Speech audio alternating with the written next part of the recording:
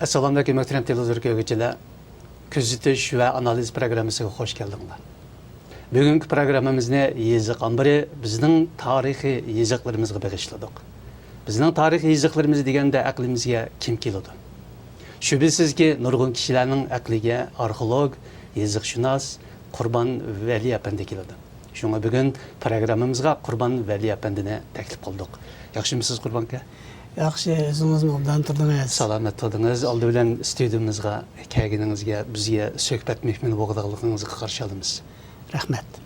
Bu yerda yana bir qancha masalalar bor. Bayam sizdan bir savolni shunday so'rashni niyatim bor-da, gap borlig'ida bo'lmay qoldi. Bu yerda sizning bu kitobingiz bizning tarixiy yiziqlarimiz. Bayam dedik, buningda shu vaqtdagi yer nomlar, shu vaqtdagi yiziqlar va nurg'un masalalarga tunji qitim bir Uyg'urlarning nuqtai nazaridan turib biraz ilmiy bir nuqtadan bir baho berilgan, o'tirg'a qo'yilgan bir kitob.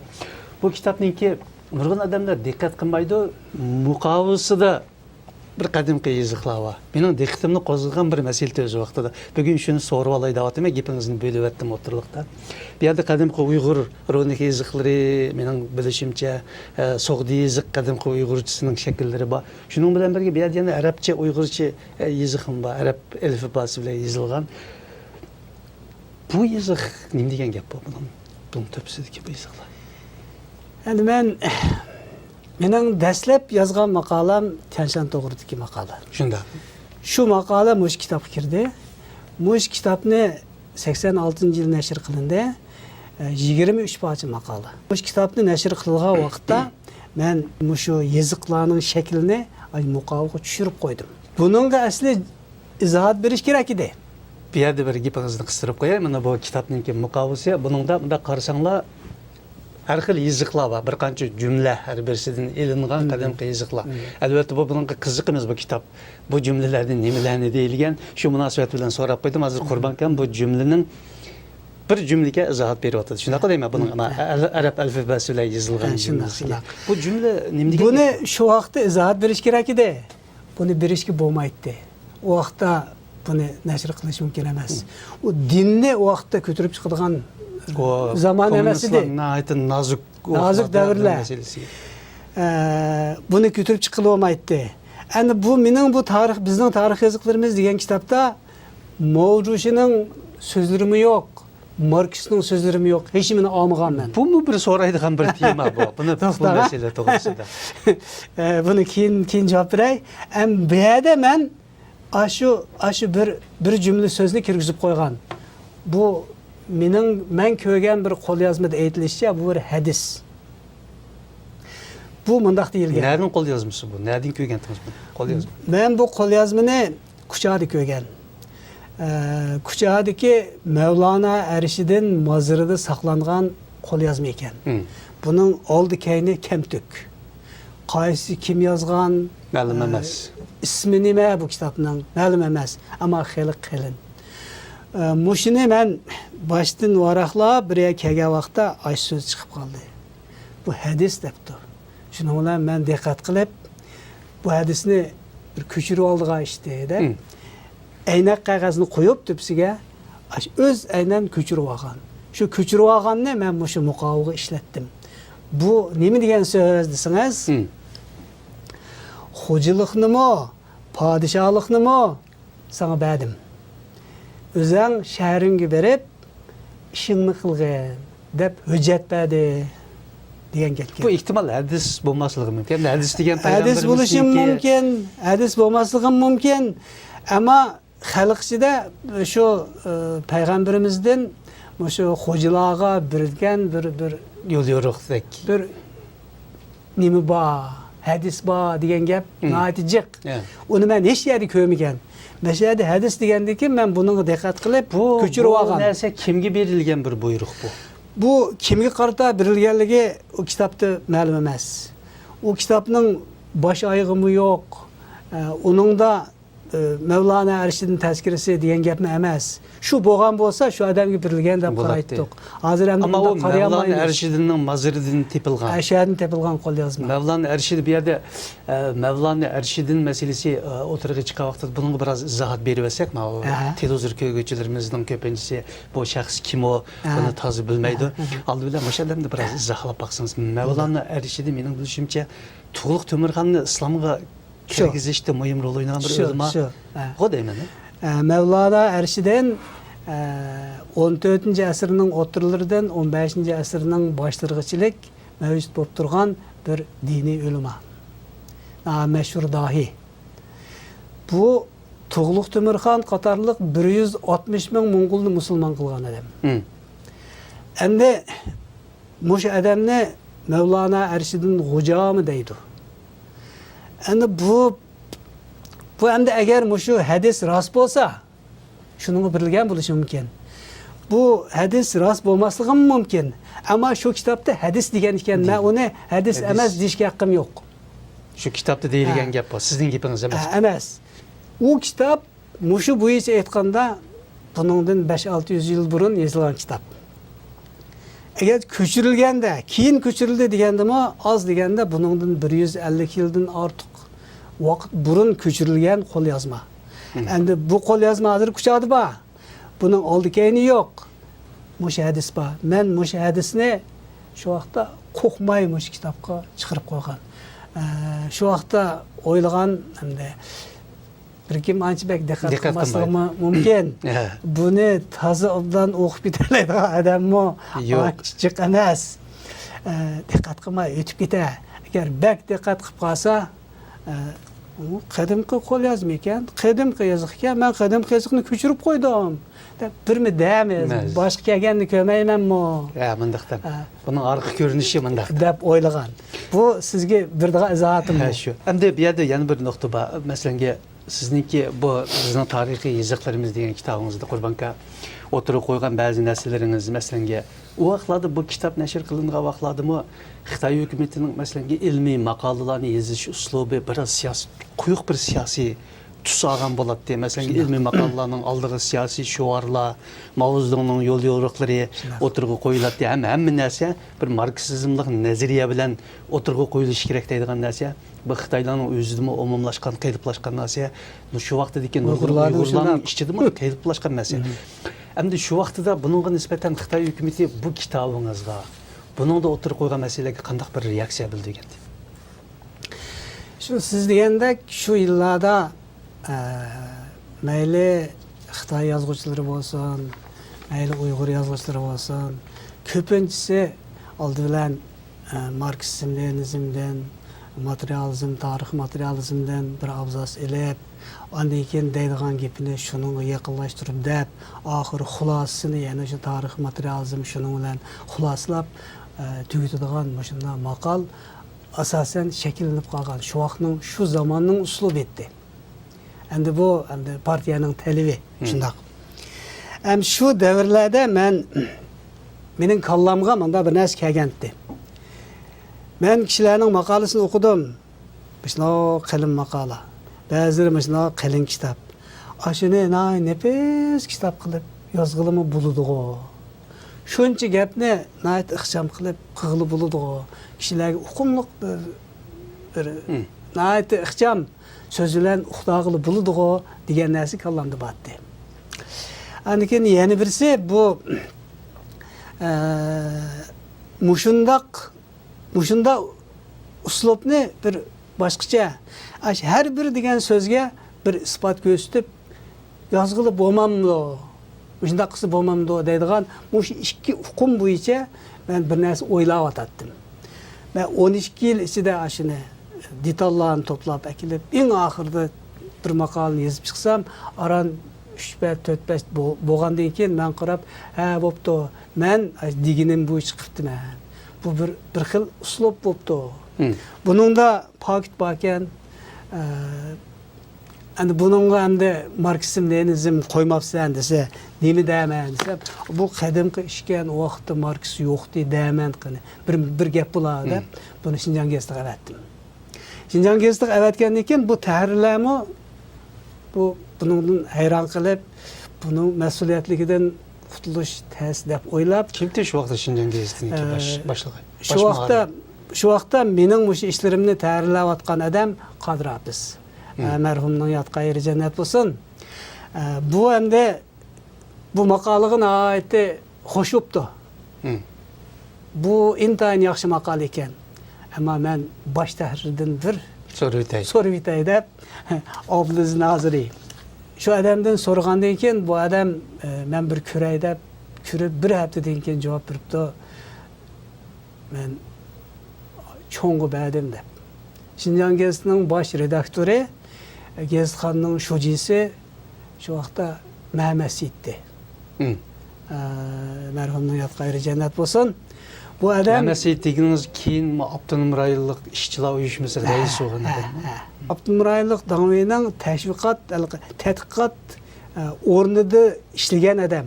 Shuningdan tortib bu endi shu ideologiya sohasi, gazet nashriyatchilik sohasini mas'ul bo'lib kelgan adam. Endi Şinjan gazetining birinchi qo'l boshlig'i, shujisimi shu, ma'murisimi shu, eng chong boshliq shu edi. Shu odamni ko'rsatgandan keyin bu ko'rib turib, shu maqolani Tianshan degan maqola. Shu maqolani besinglar. Qancha yili bu?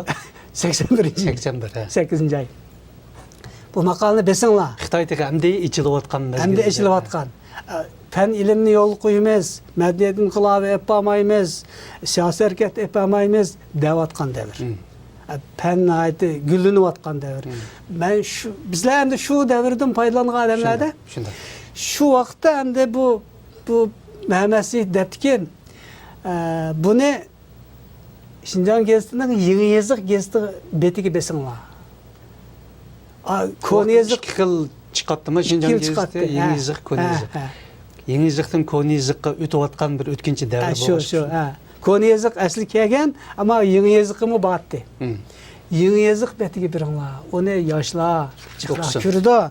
Shular o'qib olsin. Mana Koni Yazık'da chiqimchilar jiqroq. Bular hozirlab birib chiqyapmisin. Chaqsi keyin birmi demas. Bu maqola ekan bu debdi. Şunun bilan bu maqola chiqib ketdimi? Bu besilib ketgandan keyinlar ko'chada Tangritaq madihiya deydigan Tianshan degan gap yo'qib, Tangritaq deydigan gap modaga aylandi. Bir naqshi chiqdi. Ko'cha naqshlari chiqdi. Shunday chiqib turgandan keyin uzun o'tmay Partikomning tashviqot bilimidan bir ogohlantirish tushibdi Şinjan gazetiga. Tianshan degan so'zni o'zgartirishga bo'lmaydi. Tangritaq deyishni, atashni ma'ni qilish kerak deb boshqa hamma nashriyatlarga, gazetlarga, TV, radio hammasiga taqiq qildi. Taqiq etgandan keyin mushu mezgilda hamda Abdukim Baqi Urumchida bir Tangritaq jurnali deb bir jurnalni shu boshlabdi. Shu boshlagandan keyinlar bu mushu jurnalning birinchi soniga beg'ishlimi kerak bo'lib qolib, Timur Ahmetni yeniq beribdi. Vay Timur aka beg'ishlimi yezib bergan. Yezib bersa debdikan, yozili deblar qog'puti xiti bilan Tangritaq madihiya deb yezib beribdi. Shundan bu nam jamiyatga umumlashib ketdi Uyg'urlarga. Bu bir odamning emas. Mening anglashimcha shu vaqtida Abdunum rayonidagi ideologiya nazariya xizmatiga janobil muavin sekretar shu yetakchilik qiladi. Bu chorvachilik nazoratininki shu vaqtdagi mehmonxonasida bir cho'ng yig'in ichib bu masalani o'tirib qo'yganligiga doir bir xabarlar tarqalgan. Bu amal bo'lmaganda shuni qilgan. Buning konkret amal bo'lmaganda shunday qilgan. Nima bo'lgan? Nima degan? Ana shu Timur Ahmet madihiya yezib bergandan keyin Ismoil Ahmetmi, uningdan burungi rais Ismoil Ahmetmi madihiya yezib beribdi. Onundan burunki, eng burun... Sendim ben kalamdım da hammasi shu. Onundan burun, eng burun Uyg'ur Abdunum rayonini qurgan Sayfiddin Azizmi Tangritaq madihiya deb she'r yozib beribdi. Shuning bilan bu Tangritaq jurnali shunday chiqdimi? Bu ogohlantirish chiqargan tashviqot bilimi jimli bo'lib qolgan gap. Janobil nima dedi endi? Janobil sizni sizga qarshi qattiq gaplarni qilgan haqida fursat kutibdi. bir mezgil fursat kütüp onu kıldık o. Şu bunundan uzun ötmeyle Ötkür efendim yazgan romanları da Çanşanda bezitken burun hemmini Tangırtaq özgertdi. Ötkür efendim Tangırtaq özgertemiz. Hemmini Tangırtaq dep özgertip neşir kılınğanda Tangırtaq dep çıktı. Ondan keyinla andekin bu yaman iş oldu dep şu Çudavedin resmiyle bu işini tutuklap kılmasak bu mu dep bu hem de 87. yıl olup kaldı. Oturluktan bir qancha yıl ötdi. Ötdi. Şunun bilan 87. yılı kelgende bu meni Abdunum rayon bo'yicha munavvar mutaxassis deb bağladı. Andekin Xitoyning Xitoy gazeti meni shu maqtab maqol yozdi. Şunun bilan endi bu masalaga endi tutish qilmasak bo'lmadi deb o'yladi o'g'ay. Şu 87. yılı bir Cenab-ı o'zi maydonga chiqib o ideologiyani tutilgan muavin sho'ji sekretar hamda tashviqot bilimining dardini ehtimol shu vaqtda Xuyoban yiqilib Xitoyning markaziy hukumatida Xitoyda ilk burjuacha erkinlashtirishga qarshi turayli deydigan bir harakat boshlangan. Ehtimol Janobul bu shamoldan foydalangan. Shuning bilan bu bir yig'inga chaqirdi. Atalgılarını kalıplaştırış yığını da bir yığın açtı. Basak bir mehmanxana iken Cenab-ı turup sizlepti. Bana hemmenla kirip turupsizler. Bana şu mehmanxananın ismi Tangırtaq mehmanxanası. Nerede Uygur tilde Tangırtaq dep til var.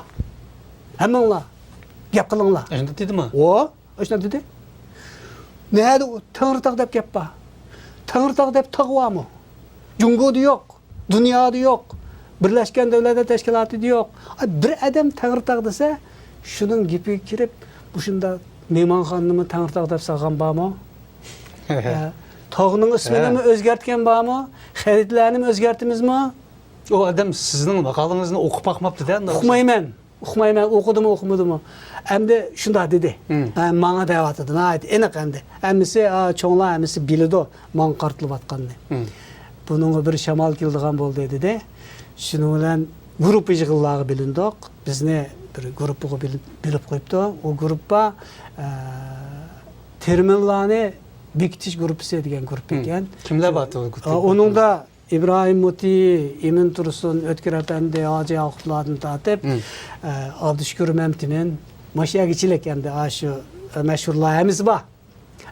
Tilşunas, şu alimlarımız var. Onun kıtığa benim kıtıp koyuptu. Şimdi ben şu grupa girdim. Bu grupu da Til Yazık Komitesi'den nime ilabet. Efendi şu söz kıldı. Emse biz şu nimini başlayalım. Müzakeremizni başlayalım. Büyük itişki başlayımız. Oldu bilen Çanşan degeni bekitimiz. Hemmenlağı ma'lum ishki qarashtirish harakati bo'lgan, aksini qiliblarni bostirish bo'lgan, yerlik millatlarga qarashtirish bo'lgan, madaniyat inqilobi bo'lgan, hammanglar shu harakatlarni 5 yilni o'tkazgan odamlar. Shunga sizlarga gap ketmaydi. Buni tezroq muzokara qilib bekitib o'taylik dedi. Shunda dedi merhum Abdüşkür Memtimen partlapla o'rnidan turib ketdi. Elabet, nim devatisler. Dün şopingden tatip partiya merkez komitetinin hemme başlıkları siyasi hareket yapamayız, medeniyet inqilabı yapamayız, pen ilim baharı bu davat kılı neçe yıllar oldu. Sizler ağzını sel çakıp etip gap kılınlar cuma. Kimgi davat sizler bu gap ne? Qattiq gap qildi. Onun da muqattiq da ama adamın gibi. Bu adam şunda dedi, işte yığın tim taslı olup kaldı. Şimdi olan çoğunlar hem de gap qilish tez keldim o. Aslında orundan turup çıkıp ketdi, birden çıkıp neçimizde kaldık. Men hem de man gap qildigan fursat bo'lmadi. Abdüşkür Memtimin o gapning hamini dep oldu. Yeterlik dep oyladım. Şunda turuttuk. Hamid Zakir kirib, Cenab-ı Şuci'nin Çüdaviyede ciddi yığını çıkıp kalıp kitip kaldı. Sizler bir azrak muzakir kılıp, bir armeli bir mıkıp turunla keşte yani bir yığılamız dedi. Dep kıyıplı çık ketdi. Şununla bizim ornumuzun turduk. Çık ketdik. O yığın şununla eşilmedi. Echilmedi. Tangırtaq degan nam shu peti Şunda qiyliqlashgan peti, xalq arasida umumlashgan peti Şunda qaldı. shunda qoldi. Şunda qaldı. Hörmətli televizor kögüçülər, bugün küzütüş və analiz proqramımızı gördüңlər. Bugün bizning arxeolog, yazıqşünas, tilşünas, mədəniyyət tədqiqatçısı Qurban Vəli əpəndi bilan ipagan söhbətimizni gördüңlər. Yuqorida bizning tarixi yazıqlarımız haqida söhbət edib bardıq. Kelar hafta görüşkiçə aman bolinglar. Xeyir xoş. Ko'p rahmat sizga, Qurban aka. Sizga rahmat. Salomat bo'ling. Ko'rurmanlarga rahmat.